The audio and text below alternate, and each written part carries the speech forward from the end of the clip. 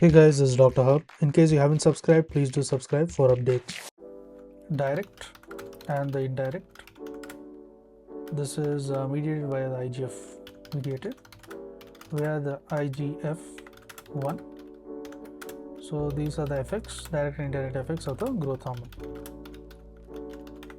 hormone. So the indirect effects of the growth hormone, they are mediated by the IGF-1. The direct effects of growth hormone. So the growth hormone, it acts on the epiphyseal growth. Next, it can also act on the protein synthesis. Then IGF-1. So this IGF-1 is divided into various types. That is, it can lead to epiphyseal growth, protein synthesis, the anti-lipolytic activity. Then comes the insulin-like activity.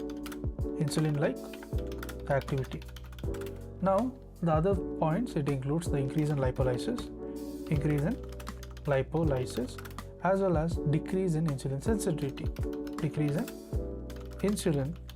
sensitivity, as well as there is a sodium retention which is seen.